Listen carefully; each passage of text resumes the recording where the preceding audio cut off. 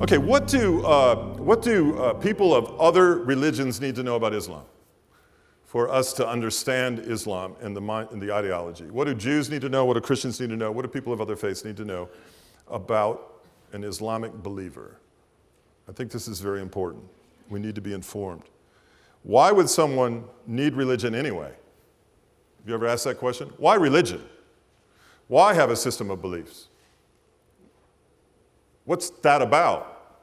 What does religion do for a human being on the earth? Regardless of what the religion is, what does the religion do for a person? Well, the first thing a religion does is it satisfies in the innate desire to worship. There isn't a people group anywhere in civilization, in antiquity, that doesn't worship something. Even on some obscure Pacific island, some undiscovered people group, should you go there tomorrow afternoon and discover them for the first time, I guarantee you they're worshiping something. Be it a tree, an animal, a star, a moon, something. They're worshiping. There is an innate desire in human beings, created in the image of God, Genesis 1:26, to worship. Religion satisfies that need. So to the Muslim, I would say, I understand. I would say you have an innate desire to worship. I get that. I do too. And so does everyone else. Now, here's the thing. Just because you have an innate desire to worship doesn't mean you won't be an atheist. The fact of the matter is that innate desire to worship is going to cause you to worship something else other than a deity.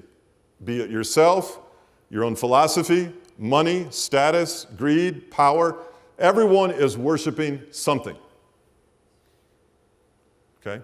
The angst that we feel when we deny a worship of a deity in the context of a religion is what causes us deep frustration, even violence in the world today.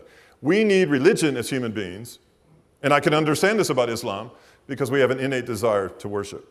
We have, as human beings, a need for purpose. Religion affords us that purpose. Let's not even talk about what the religion is. The religion affords you someone to worship or something to worship and a purpose, a mission. It affords you an identity. Religion affords you an identity. Religion affords you and meets the need that you have. Every single human being on the face of the earth has a desire for righteousness. What does that mean? We have a desire to be right with God.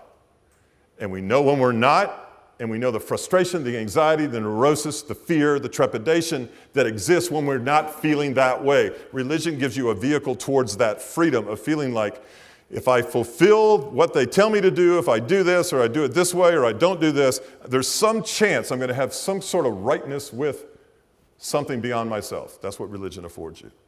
So I understand that about Islam as well. I understand it about Judaism, and I understand it about Christianity.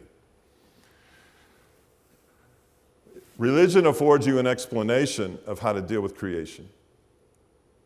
There isn't anyone that's walked outdoors and can fog up a mirror and is alive today that can in their heart of hearts say, no human being did this.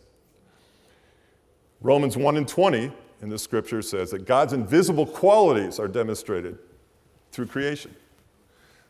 Creation is the default. It's so that no man is without excuse. So I understand Islam. A need for righteousness, a need for liberation, a need for purpose, a need for innate desire to worship, and a need to understand creation. I understand Islam. I understand the need for a religion. And I think when you're speaking with someone who's a Muslim, we need to meet on that common ground and says, yeah, I get it. I know what you're doing because I'm doing the same thing. We have that in common. And we have some other things in common too, I might add. Think about Islam that is different than the other religions is this. And herein lies the crux. Allah is transcendent. Allah cannot be known. And the will of Allah cannot be known. When the Syrians engaged in the 6-day war with Israel and were defeated, they weren't defeated in their own minds because it was the will of Allah. You cannot lose a war and be Islamic because at the end of the day, it is the will of Allah. If I make a dental appointment with you tomorrow in downtown Mecca, and I don't show up at 2:30 like I said I was, it's not my fault. It was the will of Allah. When the Americans went under George Bush Sr. as President of the United States, when they went and liberated Kuwait, and the Islamic regime was defeated, and President Bush Sr. later left office, that was a victory because he didn't remain in office. That was the will of Allah. So this is the mentality in which we understand Islam.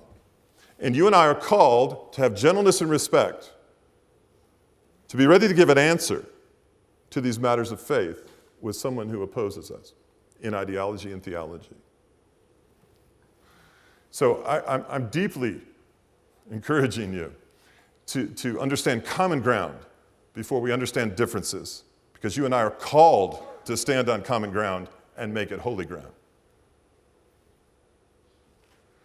This country is taking the bait. It's dangling the bait right in front of us, and we're taking it. We are making in the flesh comments about a world religion that needs Christ more than anything in the world. And we're our own flesh, our own ignorance, and our own lack of sensitivity to the Spirit of God, we're alienating a lost group of people from ourselves for an absence of understanding what it is they want, what they're looking for. And they're just no different than us. If you grew up in a household and you were born a Muslim, if you grew up in a household and you were born a Muslim, you've never seen or heard anything different. And the only understanding you have of Christianity is an exported television show that is full of immorality. One would gather, because you live in an Islamic nation, that the nation over here we call the United States of America is immoral. And I don't fault you for drawing that conclusion. Anyway, this is some things that the Jew and the Christian and the rest of the world needs to understand about Islam.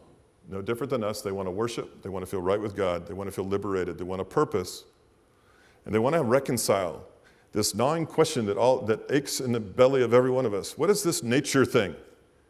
Why are we sitting on an earth spinning at 67,000 miles per hour in a circle, 1,000 miles per hour in a galaxy, 500,000 miles per hour, and we're floating in midair doing it? Someone better answer the question, how did that come about?